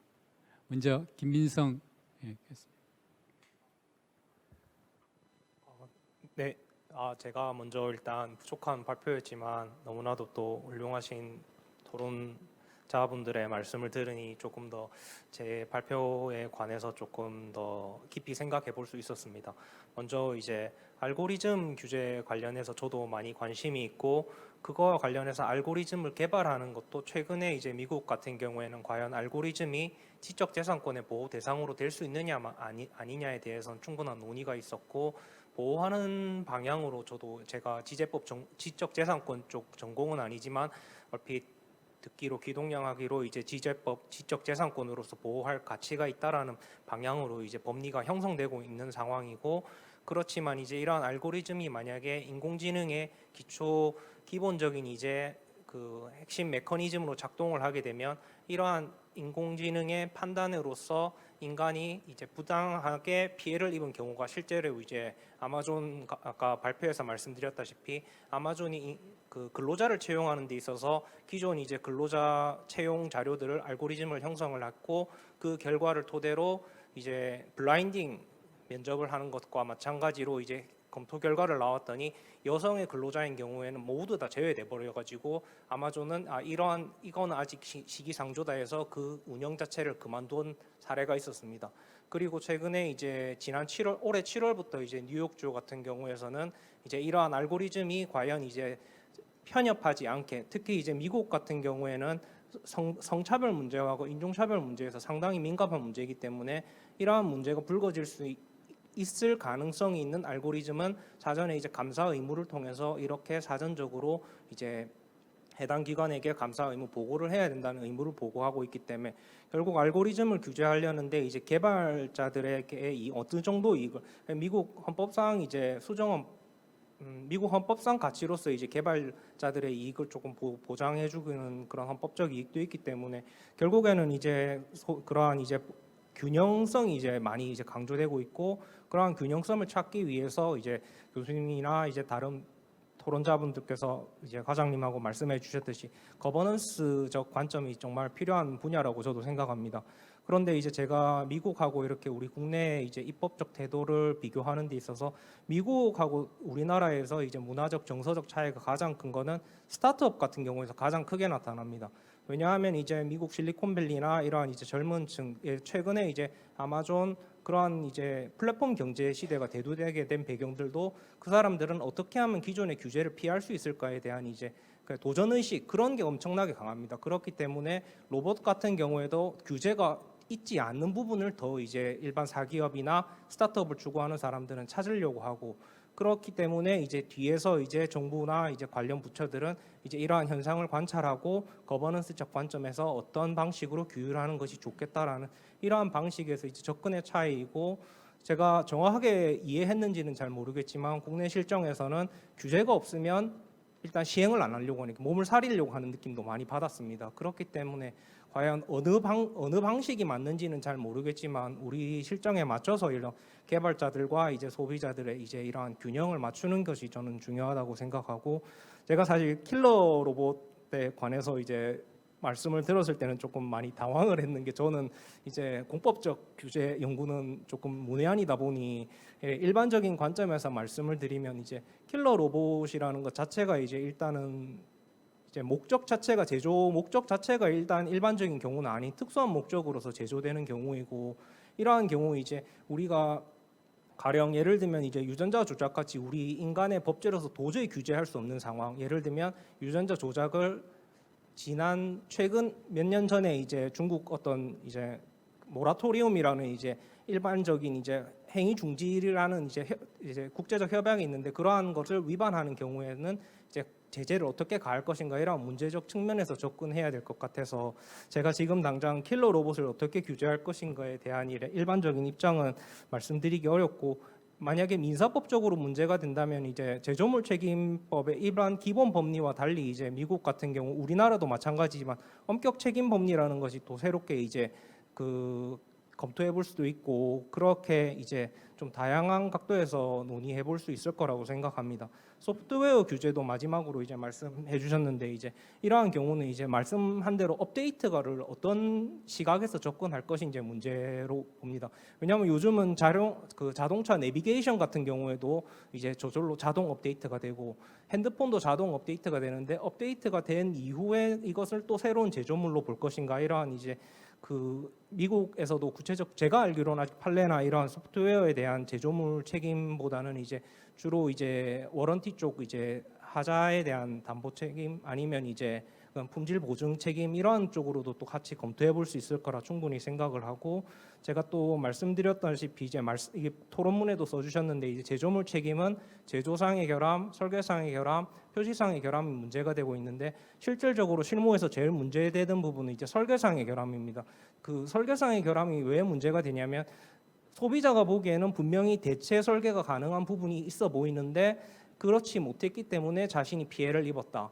그렇지만 이제 전문가들의 입장에서 이러한 현재 과학 기술로는 대체 설계가 불가능하다. 그러한 부분에 있어서 첨예하게 대립이 이어지는데, 이러한 부분에 있어서도 결국 엄격 책임설처럼 이제 어느 정도 입증 책임을 완화해 주려는 그러한 책임에 있어서도 결국 어느 정도의 입증 책임은 필요하기 때문에 그 문턱을 넘기가 너무 어렵고, 최근에 이제 급발진 사건과 관련해서도 제조물 책임법을 어느 정도 아무리 이제 소비자들에게 유리하게 어느 정도 입증 책임을 완화해 주려고 하더라도 그 문턱이라는 것이 소비자에게는 여전히 높다고 저는 개인적으로 생각을 하고, 그러한 부분에 있어서도 앞으로 계속 고민하고 연구해야 될 부분이라고 생각은 합니다.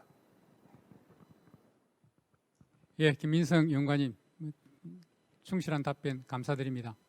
다음 배효성 박사님. 네, 안녕하십니까, 배우성입니다. 오늘 이렇게 한 자리에 모시기 되게 어려운 분들을 이렇게 모시게 돼서, 그리고 좋은 토론을 통해서 뭔가 이렇게 발제한 거에 대한 보완이 되는 것 같아서 상당히 너무 감사하다는 말씀 미리 올리겠습니다. 질의를 이제 한 몇 가지 주셨는데, 이거를 그냥 같이 제가 답변을 드리는 식으로 그렇게 말씀을 드리겠습니다.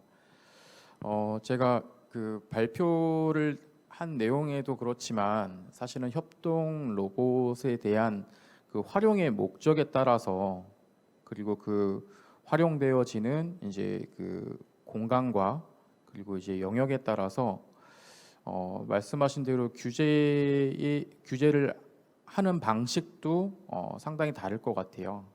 우리 그 행정규제 기본법에 보면 규제 법정주의에 보면 아까도 뭐 장민영 박사님 무서운 킬러 로봇 얘기도 하셨지만 협동 로봇도 마찬가지 킬러 로봇처럼 그렇게 쓰여지는 뭐 살상이라든가 그런 용으로 쓰여지는 로봇의 그 목적과 그리고 서비스 분야에 활용되어 있는 목적에 따라서 구체적인 사항을 기술하는 데 있어서 우리가 이제 기술적인 부분이라든가 전문적인 부분 그리고 법률상의 위임을 하기에 어려운 그런 그 부분에 있어서는 우리가 흔히들 이제 고시로 그렇게 규정을 할 수 있듯이 이제 그런 부분에 있어서도 각각의 목적에 따라서 활용되어지는 분야에 대한 뭐 규제적인 사항을 다루고자 할 때는 법률 단위에서 그것들을 다루기보다는 그걸 뭐 고시에서 유연하게 입법적으로 기술한다는 그런 방식으로 할 수 있을 것 같고요. 그리고 이제 당연히 저는 그렇게 생각을 합니다. 로봇도 마찬가지지만 어떠한 그 신산업 신기술이 적용된 분야에 있어서는 법이 당연히 그것을 선도적으로 따라갈 수는 없다라고 보여져요. 당연히 기술이 먼저 앞서가기 때문에 제도적으로라던가 법적인 부분에서 그런 것들을 보충해주고 보완적으로 따라가주는 영역인 거지 법이 앞서는 그런 국가는 저는 없다고 생각합니다. 그런 측면에서 어떻게 우리나라만의 아까도 우리 그 산업부 과장님께서 말씀하셨던 것처럼 저도 공감이 되는 부분인데요. 우리나라만이 중요시하는 영역이 있습니다. 아까도 말씀하셨던 것처럼 우리나라는 안전을 되게 중요시하는 국가라는 그런 특성을 갖고 있기 때문에 그런 부분에 있어서 미국에서 자율적인 규제를 한다 그래서 우리가 그 자율 규제를 그대로 적용해가지고 하는 것도 한계가 있다라고 보여지고요. 그래서 우리나라만에 갖고 있는 산업의 특수성과 우리 그 국민이 갖고 있는 국민의 그 특수성 그런 것들을 집대성해서 우리가 갖고 있는 기술적인 한계라든가 수준들을 고려해서 그런 가이드라인을 제공해야지 해외에서 어떻게 하고 있다라고 해서 우리나라가 그걸 같이 벤치마킹할 수 있냐 그것도 한계가 있다라고 보여지기 때문에 그런 부분에 있어서 우리가 제도적으로 어떻게 하면은 이거를 정비할 것인지 그거를 좀 다각적으로 우리 것에 맞는 옷을 입히는 그런 작업이 필요하지 않겠냐라는 그런 답변을 가름하도록 하겠습니다. 감사합니다. 예, 배 박사님 뭐 자세한 설명 감사드립니다. 그 세 번째 주제 우리 안규학 수석님께서는 특별하게 질문이 없어가지고요. 사회자가 질문 하나 하겠습니다. 그 두산 로보틱스는 제품을 개발할 때 이 규제의 현황을 파악하고 나서 그 규제에 적합하게 기술 개발을 해서 제품을 만드는지 안 그러면 그런 건 전혀 상관없이 무조건 제품을 만들어 놓고 다음에 기술이 규제를 하면은 그것을 돌파를 하는 것인지 그거 하나 질문 좀 하고요. 그럼 두 번째가 아까 보니 음식 협동 로봇에 대해서는 뭐 조금 보류하고 있는데 그 중에 하나가 미국의 NSF 때문에 좀 힘들다라고 했는데 실제 국제적으로는 해썹 규정이 더 공통적인 건데 왜 해썹 규정은 따르지 않고 미국 걸 따르려고 하는지 그 두 개 질문 답변 부탁드리겠습니다. 네. 일단 먼저 질문 주신 거에 대해서 좀 말씀드리고 마지막 이제 제가 오늘 말씀 주신 부분에 대해서 저도 느낀 거에 대해서 좀 말씀을 올리겠습니다. 제품이 저희가 두산에서 이제 다 개발을 순수 다 하고 그리고 이제 서비스를 제공을 현재 하고 있습니다. 근데 전 세계에 있는 이 산업용과 협동 로봇에 대한 규제는 로봇을 개발을 해서 설계를 해서 고객한테 가기 전까지는 독일에 있는 TOV라는 안전 인증에 대한 기관이 있습니다. 여기를 거쳐 가야만이 저희가 이거에 대한 허가와 판매를 할 수가 있습니다. 그래서 저희는 협동 로봇이 안전하다라는 각 1축부터 6축까지의 이머전시 펑션 기능에 대한 안전 인증을 저희가 다 획득을 한 상황이고요. 더 잘 아시겠지만 미국 기준으로 봤을 때는 NRTL이나 오샤, 그다음에 UL 이런 규정들이 더 강화가 되고 있기 때문에 거기에 대해서 저희가 지금 준비를 했고 또 계속 보완 작업을 지금 하고 있는 상황입니다. 그래서 저희는 로봇에 기본적으로 들어가야 되는 안전 인증에 대해서 획득을 한 상황이고 계속 그 해외 쪽이나 국내의 그런 그 규정들을 좀 반영을 하면서 계속 탄력적으로 같이 좀 진행을 하고 있다라고 보시면 될 것 같고요. 그다음에 NSP 인증 같은 경우는 이제 아무래도 미국이라는 타깃이 되는 이유가 저희 물론 이제 사기업으로서 매출 볼륨 자체가 국내보다는 해외가 좀 많습니다. 특히 미국하고 이제 유럽 쪽인데요. 국내에 뭐 인건비가 뭐 10불이다 그러면 저쪽 미국에는 뭐 20불, 유럽은 30불 이러면 결국에는 그 회전하는 그 패턴이 결국에는 그 로봇 도입을 했을 때 미국이나 유럽이 훨씬 더 낫거든요. 그래서 저희가 이제 그런 쪽에 포커스를 맞춰서 진행을 하고 있는데 이제 저희가 미리 뭐 계획을 했다기보다도 이런 그 코로나나 비대면을 통해서 식품 쪽에 이슈가 되다 보니까 미국 쪽에 또 시장이 또 크고 또 거기에 분명히 저희가 또 새로운 먹거리와 기회가 있을 거라고 판단을 하기 때문에 그래서 이제 저희가 식품을 저희가 이제 산업용에서 진행을 하게 됐고요. 그다음에 이제 미국은 이제 안전 규정에 대해서 뭐 9.11 테러도 있었지만 그거에 대해서 계속 강화를 하고 있습니다. 그래서 대부분의 그 다른 뭐 제조 현장도 이 모태가 대부분 미국 쪽으로 좀 많이들 사례를 가지고 하시더라고요. 그래서 저희도 미국 쪽에 판로가 많다 보니까 여기에 도입되는 로봇이나 자동화는 이 식품 쪽에 관할하는 그 식품 안전 인증의 NSP가 기준이 된다라고 저희가 이제 확인이 됐기 때문에 물론 국내에도 이제 회사업 위주로 당연히 돼야 되죠. 그래서 그거에 따라서 같이 좀 가지고자 저희가 이제 NSP 인증을 하게 됐다라고 보시면 될 것 같습니다. 그다음에 이제 제가 드리고 싶은 말씀은 이제 이 지능형 로봇에 있어서 뭐 모바일 플랫 이용해서 외부의 장비와 같이 연동을 하지만 더 나아가서 뭐 사족 보행, 이족 보행, 뭐 인공지능 이러한 그 로봇 지능형 로봇들이 이 만약 판단을 했을 때 그 규제에 대해서 이게 어느 정도 이거를 통해서 반했는가, 반하지 않았는가 이런 상황별의 케이스 바이 케이스가 분명히 앞으로 더 나아가서 저희 후대 세대도 또 분명히 일부분에 대해서 언급이 될 것 같아요. 근데 이제 이런 부분에 있어서는 아까 이제 박사님도 또 말씀 주셨지만 결국에 뒤따르는 거는 결국엔 시간과 돈 이런 뭐 R&R 이런 부분들이 수많이 투입을 돼야 되는 상황입니다. 근데 이게 그 법제화 지나가는 그 시간과 실제 고객들이나 수요 기업 그런 주관 기업들이 실제 생산 현장에 돌아가는 속도는 분명히 다릅니다. 예.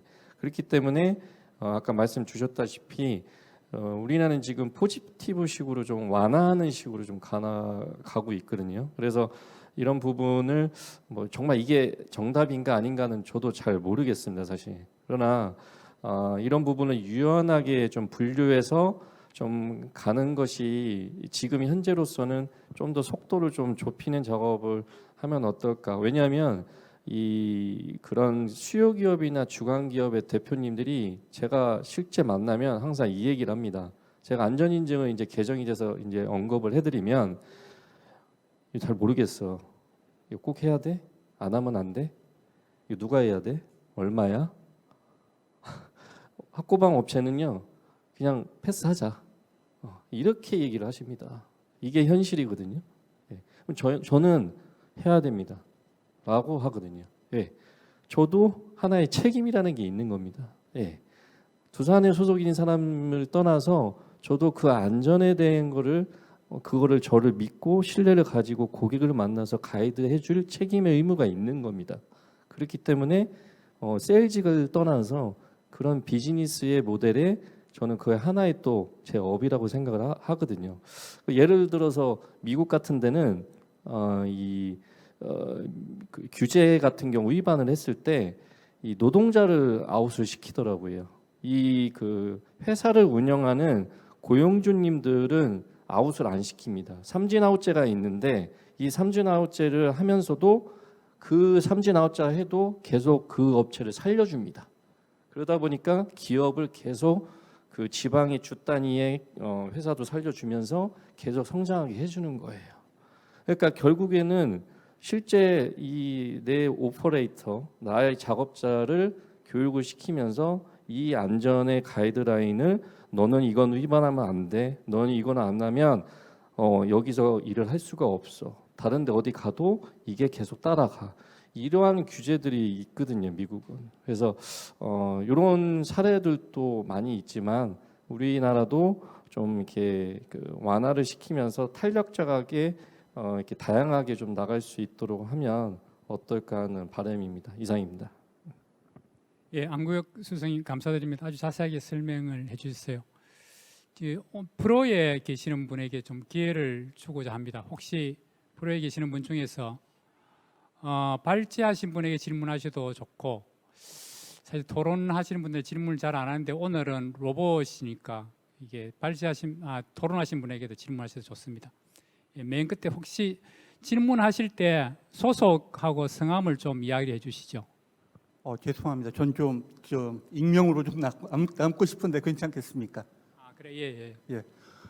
지금 처음에 말씀하셨을 때 지금 코드, 알고리즘에 대한 걸 말씀하셨는데 지금 현재 딥러닝을 비롯한 모든 알고리즘이 이게 과연 이게 코드인지, 그러니까 우리가 현재까지 봐왔던 코드라고 하는 모델 드리븐에서 이제 완전히 데이터 드리븐으로 옮겨가고 있는데 지금 오픈 소스 진영에서 한번 이것에 대한 이슈가 있었거든요. 이게 과연 신경망, 뉴럴 네트워크의 신경망의 결국은 웨이트 값이라고 하는 숫자들의 매트릭스로 구성이 되는 건데 이게 코드인지 이게 데이터인지, 그래서 그 경계가 지금 굉장히 애매모호하고 지금 허물어지고 있다고 생각하시는데, 지금 이 규제에 있어서 어떤 알고리스믹한 솔루션의 코드에 대한 규제뿐만 아니라 이 데이터에 대한 규제는 어떻게 이루어지고 있는지에 대한 건 제가 오늘은 좀 자세하게 못 들은 것 같습니다. 그래서 그것에 대해서 여쭤보고 싶은 게 첫 번째고요. 그다음에 두 번째는 제가 간략하게 할게요. 지금 이제 최종 사용자가 모든 책임을 진다라고 하셨는데 이것 또한 제가 생각하기에 조금 좀 모호해질 수 있다는 생각이 들거든요. 이를테면은 AI가 생성해낸 코드가 생성해낸 AI 코드는 과연 누가 관리를 하는 것인가? 사람이 관리를 한 것인가? 아니면은 그냥 AI 시스템이 관리를 한 것인가? 아니면 그 코드를 최종적으로 실행시킨 사람이 관리를 한 것인가? 그리고 또 다른 문제는 시큐리티 문제에 있어서 의사가 그냥 환자 데이터베이스 이렇게 관리를 해가지고 어떻게 처방전 같은 걸 내리려고 하는데 이게 뭔가 오류가 있었을 때 이게 데이터에 대한 오류였는지 아니면 외부에서 해킹으로부터 어떤 데이터에 대한 침해가 이루어져서 어떤 그런 오류가 발생했는지를 어떻게 증명해낼 것이고 또 그것에 대한 입증 책임은 누가 져야 하는지 같은 문제가 상당히 좀 모호해질 수 있고 알아내기 힘들 것 같다라는 우려가 들거든요. 그래서 이 부분에 대한 규제는 지금 현재 어떻게 이루어지고 있는지 우리나라 혹은 미국 혹은 유럽에서요. 예, 좋은 질문 감사드립니다. 혹시 다른 분 또 질문하실 분? 없으면 혹시 발표하신 분, 오늘 또 토론하신 분에서 좀 답변을 해주실 수 있는 분 좀 해주시겠어요? 예, 우선은 알고리즘 규제는 현재 법으로는 별로 존재하지 않습니다. 어느 나라에나 별로 존재하지 않고요. 알고리즘에 관한 법이 되어 있는 규제는 딱 두 가지 정도인데요. 조금 전에 발표에 나왔지만 전 세계적으로 좀 도입되고 있는 건 채용 시장하고 관계된 것이 조금 있고, 그걸 제외하면 인간이 결정을 해야만 되고 이제 알고리즘한테 100% 맡길 수가 없다는 일정한 카테고리들이 있습니다. 그런 건 이제 우리나라도 좀 있고요. 그 맥락에서는 코드하고 데이터 구별은 의미가 없습니다. 어쨌든 결과물이 중요한 것이고요. 마지막으로 이제 아까 말씀하셨던 해킹이나 이런 거 증명은 어떻게 할 거냐 하는 문제는 결론만 말씀드리면은 그 문제는 현재 굉장히 문제인데 알고리즘만 문제가 있는 건 아닙니다. 이미 뭐 굉장히 많은 게 디지털 세상에서 움직이고 있는데 이 디지털 세상은 조금 지나면 다 바뀌거든요. 그래서 조금만 지나서 다시 검색하면 이미 검색 결과가 달라지고 그러기 때문에 이미 존재하는 문제이고 현재로서는 뚜렷한 해결 방법이 별로 없습니다. 이게 그걸 모든 걸 다 기록을 남기고 하기도 쉽지 않고 그래서 말씀하신 문제 중에 상당 부분은 장래 문제인 것 같고요. 이미 존재하는 문제고 앞으로도 지금 계속 해결해 나가는 문제고 답이 전제 있는 것 같지는 않습니다. 예, 이동진 교수님 감사합니다. 예. 오늘 토론하신 분 중에서 내가 이 말은 꼭 해야 되겠다라고 하시는 분, 안 그러면 오늘 잠을 못 자겠다 이러시는 분 없어요? 안 계세요? 예, 저희들이 주어진 시간이 사실 거의 다 됐습니다. 이제 아마 거의 마쳐야 될 건데요. 사실상 저는 이제 국가 경쟁력이다라고 하는 것의 지표가 도대체 뭐냐, 무엇을 가지고 국가 경쟁력을 결정할 거냐, 뭐 여러 가지 요소는 많습니다. 가장 좋으면은 뭐 사람의 역량이, 국민의 역량이 가장 중요한데 이거는 뭐 정확하게 측정할 수도 없고, 그렇다고 국토가 크다고 경쟁이 있는 것도 아니고, 군사력이 뭐 원자탄을 가졌다고 경쟁이 있는 국가는 결코 아닌 것 같습니다. 저는 이제 생각하기는 국가의 경쟁력은 그 나라가 얼마만큼 좋은 제도를 가지고 있느냐, 다시 어떻게 보면 가장 합리적인 규제 시스템을 갖고 있는 국가가 가장 내는 경쟁력이 있다. 모든 국민들에게 자유를 충분하게 신장시킬 수 있고 자기가 갖고 있는 기질을 충분히 발휘할 수 있고, 이제 그것이 다른 사람에게 피해를 주지 않고 환경에 오염시키지 않고 이제 소비자들에게 피해를 주지 않는 그런 시스템을 만들어야 되는 것이 잘 갖고 있는 시스템이 이제 뭐 국가의 경쟁력을 갖고 있는 거 아닌가. 이것은 단순히 로봇에만 제한된 것이 아니라 우리는 끊임없이 새로운 기술에 이 도전을 받고 또 거기에 대해서 법은 또 대응을 해야 되는 건데, 이러한 시스템은 그냥 그 핵파를 해야 되는 것은 대상은 아닌 것 같아요. 규제라고 하는 게. 그렇다가 파괴를 해야 되는 대상도 아니고, 규제는 사실상 어떻게 보면은 다른 한편으로는 그 기업이라든지 그 기술을 발전시키기도 하고 또 이제 그 안전을 보장해서 그 산업이 성장하게 하기도 하고, 이 규제를 제가 처음 아까 이야기했지만은 박정희 시대부터 수없이 많은 정권이 들어서자마자 규제를 없애겠다라고 이야기했지만 실패한 이유는 규제에 접근하는 철학이 기본적으로 다르지 않았는가, 규제는 얼마만큼 합리적이어야 되는가, 얼마만큼 그 나라의 현실에 맞아야 되는가, 그리고 그것을 기반으로 해서 얼마만큼 미래지향적이어야 되는가, 이런 규제가 아마 좋은 규제 아닌가 이렇게 생각합니다.